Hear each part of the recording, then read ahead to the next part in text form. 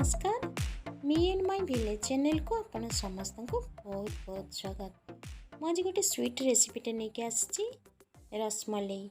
यहाँ खाइबा को बहुत सॉफ्ट जूसी और टेस्टी ताले चलतु आरंभ करवा।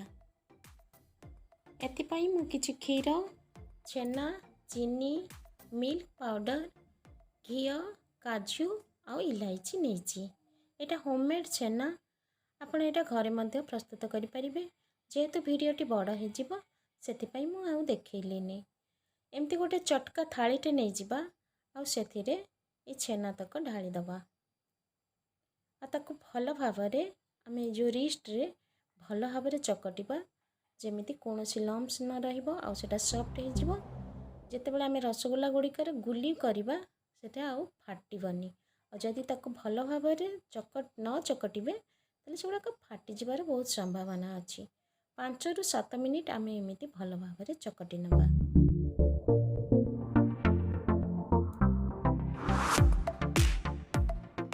5 ରୁ 7 मिनिट हो जाइए आउ भल भाव यहाँ सफ्ट हो जाइए देखु। तापर आम कौन करवा ए गोटे बड़ चम्मच चीनी ऐड करवा भल भाव मिक्स करदबा। से छेना संगे चीनीटा भल भाव गोल मिक्स करदबा भल भाव गोलैदबा। तले एबे भल भाव मिक्स हो जाइए आम ताकू गोटे पाखक रखीदबा। एबे कौन करवा गैस ऑन करवा आ गोटे छोट करेईटे बसई देकी से किछि घी देदबा आ किछि काजू को से भाजी नबा। टिके लाइट ब्राउन हवा पर्यंत आम भाजवा। ये काजूटा जो आम भाजुचंती सेटा केवल सजेवा पई आम व्यवहार करवा। हल्का भाजवा ब्राउन कलर हो गलानी आम गोटे बाउल को बाहर करदबा। एबे अन्य एक करेई बसैबा एवं सेथिरे आम छेना गोटे बाउल मु नेइथिली सेमिति ठीक से बाउल रे मु 1.5 बाउल क्षीर नहीं।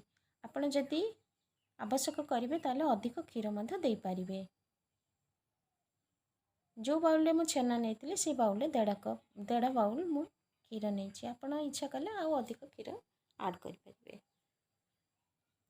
क्षीर को गरम हवा को छाड़ीदबा। क्षीरटा गरम हवा भितर आम कौन करवा जो छेनाटा चकटिकी रखी से छोट छोट गुला करवा। आप हाथ में प्रथम घी टिके लगेदबा आउे छोट छोट गुला करवा। आपण गोल गोल गोल भी करि पारंती शेप दे पारंती किंबा लंबा शेप मध्य दे पारंती। तले एभली अल्प टिके टिके आनिकी हाथ में घी लगेकी ताकू शेप देदबा। जदि आपण नुआ करूचंती ताले जेतेबेले छेना चकटिबे सेतिरे 2 चम्मच मैदा किंबा सुजी ऐड करिवे।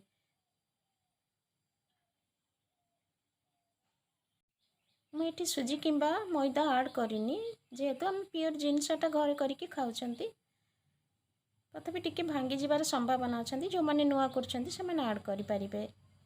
सेपटे क्षीरटा उषुम हो आसला हाल्का उषुम हेले मुझे किसी मिल्क पाउडर नहीं 6-7 चम्मच मिल्क पाउडर नहीं से कौन करना उषुम क्षीर टिके आनिकी भल भाव फेंटी दौची मिल्क पाउडरटा को आउ ताकू जो क्षीर फुटुची से आम ये मिल्क पाउडर जो गोलैंती से आम ऐड करदबा।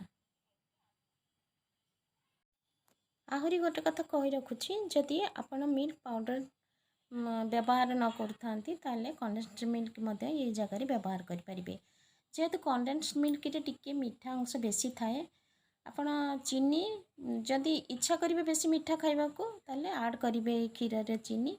मु किंतु एठी ऐड करना मिल्क पाउडर भी मीठा कंडेन्स्ड मिल्क भी मीठा। जदि आपण बेसी मीठा खाइबा को पसंद करेंगे ताले चीनी ऐड करेंगे। साधारणतः ये मीठा आम मन रखिए आम जो छेना चकटी थे से आम चीनी ऐड करते यहाँ बेसी मीठा है ना टी भल लगे। बर्तमान क्षीरटा फुटी आसला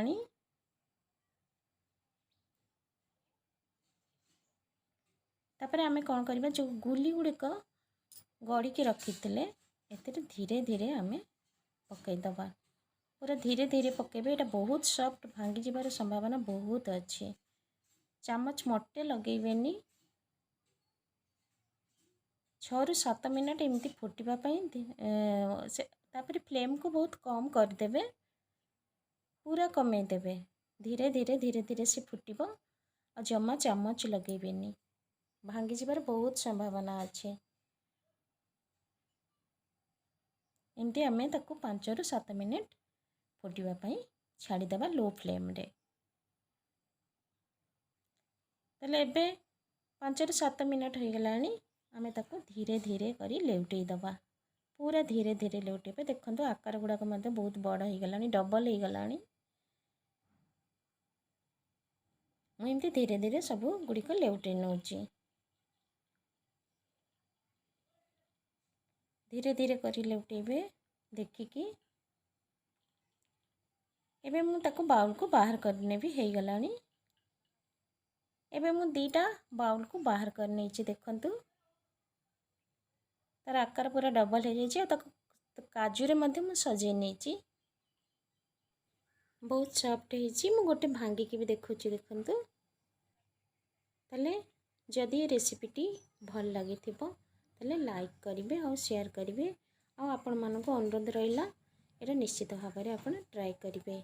जदि मो चैनल रे नुआ थांती ताले सब्सक्राइब करिवे और सब्सक्राइब कला बेले ऑल बटन मध्य क्लिक करिवे। ताले रहूछि, देखा हबो पुनी नेक्स्ट वीडियो रे। धन्यवाद।